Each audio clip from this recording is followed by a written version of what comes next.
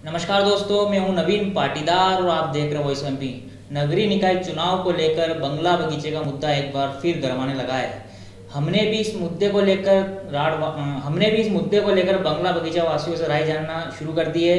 दूसरी तरफ जो है, अब इस मामले को लेकर लोग भी सामने आने लगे हैं। वहीं बात की जाए नगर पालिका के एडवोकेट रहे सरकारी महेश पाटीदार जी की, तो वे भी जो है एक अपनी राय रखने के लिए आज हमारे साथ मौजूद है।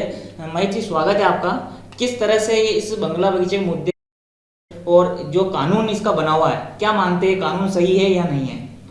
नवीन जी, सबसे पहले तो मैं वॉइस ऑफ एमपी का धन्यवाद करना चाहूँगा कि उन्होंने नीमच की बंगला बगीचा की इस महत्वपूर्ण समस्या को एक जनता के रूप में रखा। और मैं आपके माध्यम से नीमच की जनता से अपील करना चाहूँगा कि वॉइस ऑफ एमपी की इस मुहिम को समर्थन करना चाहिए, क्योंकि यह समस्या केवल बंगला बगीचा वासियों की नहीं, ये पूरे नीमच शहर की है। इसका सुधार होना मतलब नीमच का डेवलपमेंट होना है। जहाँ तक नवीन जी इसमें कानून की बात है, तो व्यवस्थापन 2017 में मध्य प्रदेश सरकार ने नियम बनाए थे। जो नियम बनाए वे अपनी जगह सही हैं, लेकिन प्रैक्टिकल रूप से वो बिल्कुल भी सही नहीं है। जो प्रैक्टिकल इसका आधार है, उसकी वजह से आप अंदाज लगा सकते हैं कि बंगला बगीचा क्षेत्र में लगभग 15,000 लोग को एप्लीकेशन करना है, लेकिन उसके मुकाबले केवल अभी 700 लोगों ने एसडीओ के वहाँ पर व्यवस्थापन बोर्ड के वहाँ एप्लीकेशन लगाई है, जिससे आप अंदाज लगा सकते हैं कि प्रारंभिक दृष्टि से ही लोगों के लिए उपयुक्त कानून नहीं है। आपने भी इसको बहुत बारीकी से देखा है, आप सरकारी वकील नगर पालिका की तरफ से रहे हैं, तो क्या मानते हैं कि किस तरह के आपने भी एक जो है आपकी तरफ से एक प्रारूप दिया था, तो क्या क्या था वो?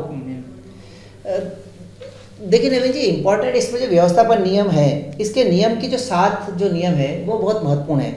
इसके अनुसार ये रखा गया था कि जो व्यक्ति 1961 के पहले या 79 के पहले अगर कब्जे में है या उसके पास वैध दस्तावेज हैं, वो व्यक्ति पात्र होगा। तो यही सबसे बड़ी चुनौतीपूर्ण नियम है, क्योंकि हर व्यक्ति के पास वैध दस्तावेज नहीं है। अनेक व्यक्ति जो प्लाटिंग करते गए और लोग कब्जे में आ गए, तो उनके पास, सब लोगों के पास कब्जे के दस्तावेज नहीं है, और इसी वजह से अनेक लोग इस पात्रता के लिए एप्लीकेशन पेश करने के लिए ही पात्र नहीं है। दूसरा जो इसमें सबसे बड़ा जो कारण है वो है व्यवस्थापन के नियम 12 का। व्यवस्थापन नियम 12 के अनुसार इसमें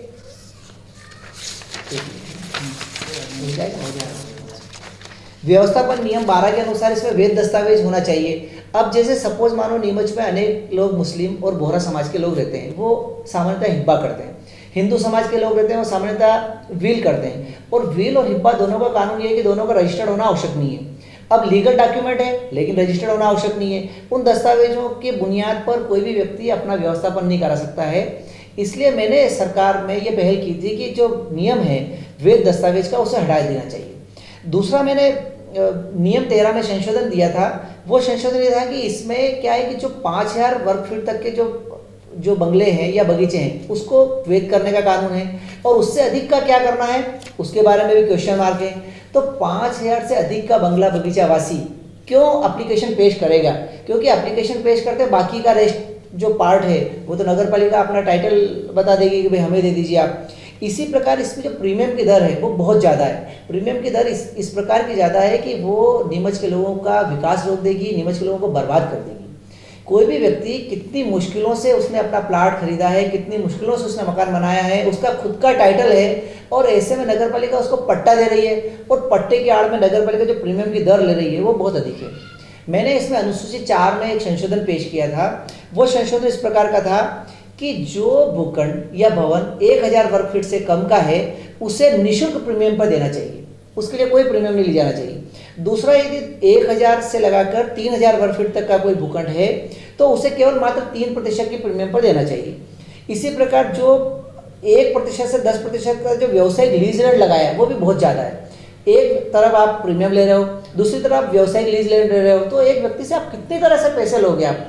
फिर इसके अंदर अनुमति शुल्क लगा दिया गया है, तो अनुमति शुल्क भी बहुत ज़्यादा है। तो ये जो लोग इस काम को कर पाएंगे वो वही व्यक्ति होगा, या तो इसके बीच में कोई भूमाफिया आएगा, एक गरीब व्यक्ति अपना मकान बेचेगा, भूमाफिया उसको खरीदेगा और ऊंचे दर पर खरीद के वो इसका व्यवस्थापन करा सकता है।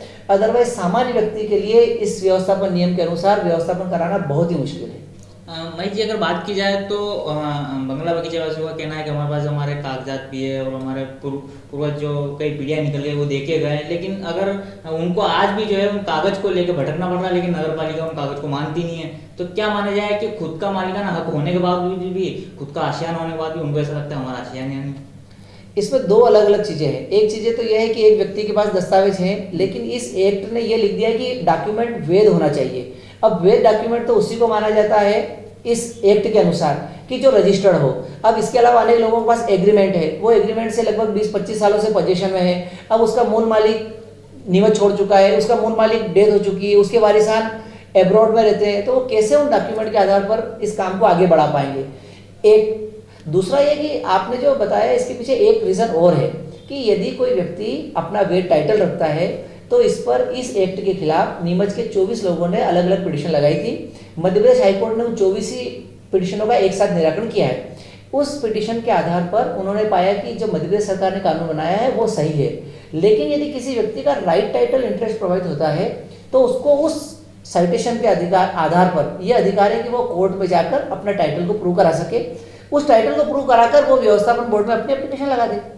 मैं कि अगर बात की जाए, आपने कानून क्यों नहीं उसकी बात की है, तो ये कानून वहाँ भोपाल में बना था, जबकि यहाँ से नगर पालिका ने भी एक मसूदा तैयार किया था, यहाँ के स्थानीय जनप्रतिनिधियों ने तैयार किया था, लेकिन वहाँ जाके वो बदल गया।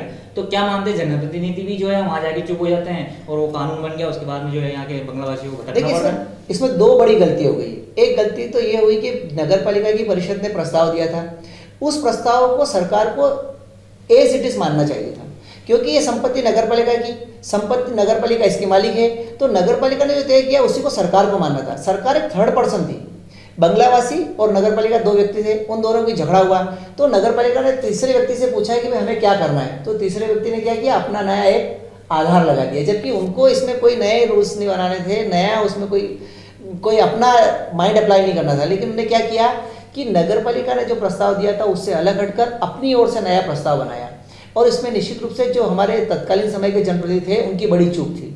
उन्होंने इस काम को प्रैक्टिकल आधार पर इसको सोचा नहीं कि इसका वास्तविक और धरातल पर कितना प्रभाव पड़ेगा। वो लोग केवल वाई लेने में रह गए, लेकिन वो जनता की और निचले स्तर के जो गरीब जनता थी उसकी वास्तविकता को समझ ही नहीं पाए। मई जी, क्या माना जाए कि अब इस कानून में बदलाव होना चाहिए? बिल्कुल निश्चित रूप से इस कानून बदलाव होना चाहिए। जब मध्य प्रदेश में कमलनाथ की सरकार थी तो मैं स्वयं तत्कालीन नगरीय प्रशासन मंत्री जयवर्धन जी से मिला था, और मैंने तत्कालीन समय मतलब जो है जयवर्धन जी को अपनी ओर से ज्ञापन दिया था, और ज्ञापन में मैंने इसी प्रकार की मांग की थी। और मैं आपके माध्यम से नीमच की जनता से मांग करना चाहूँगा कि नगर पालिका के चुनाव है, नगर पालिका के चुनाव में इस मुद्दे को आप मुद्दा बनाइए, जनता के सामने इस बात को रखिए, जनप्रतिनिधि के सामने इस बात को रखिए कि आप इस एक्ट को अमेंड कराइए।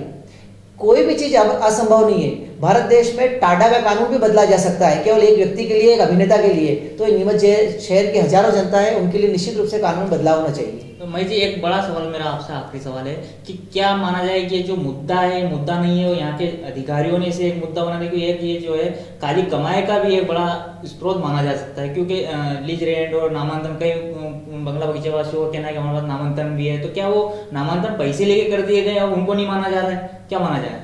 नहीं, इसमें दोनों चीज़ें हैं। एक, इसमें जनता की जागृति की कमी है, जनता इसमें खुद जागृत नहीं हो पा रही है, जनता संगठित नहीं हो पा रही है। इस कलयुग में क्या है, जनता को संगठित होकर बात करने का राइट्स मिला हुआ है, तो उनको बात करना चाहिए, लेकिन नीमच की जनता बिल्कुल इस मामले में बिल्कुल एकदम जागरूक नहीं है। तो इसकी वजह से क्या होता है कि ब्यूरोक्रेसी हावी होती है, और निश्चित रूप से पीठ पीछे कुछ होता भी हो, लेकिन हम ये कहते हैं कि यदि कोई व्यक्ति असहाय है तो वो अपनी बात रखे। अगर वो बोलता नहीं है, अगर वो इकट्ठे नहीं होंगे, लामबंद नहीं होंगे, तो इस एक्ट में संशोधन नहीं हो सकता है। अभी क्या हुआ, जैसे एक्ट आया तो राजनीतिक लोगों ने अपनी चाल चली और उन्होंने पूरे शहर में 3-4 रैलियां निकाली और गरीब जनता ने माला पहना के उनका स्वागत किया। तो जनता की तरफ से सरकार को क्या मैसेज गया कि कानून बहुत अच्छा है। आप इसका विरोध नहीं करोगे, आप जनप्रतिनिधियों को माला पहनाओगे, जब आप इसके पक्ष में बोलोगे तो कौन बोलेगा कि ये एक्ट खराब है? ये तो सरकार के लिए सही है। दूसरा है, सरकार के लिए आय का बड़ा साधन हो गया है। नगर पालिका की आय कम है, लेकिन इसकी वजह से नगर पालिका लाखों करोड़ रुपए ले रही है। एक 5,000 स्क्वायर फीट का मकान यदि है, उसकी गाइडलाइन से परसेंटेज के पैसे लगते हैं, तो एक मकान में करोड़ों रुपए नगर पालिका को मिलते हैं, तो वो आय का साधन हो गया।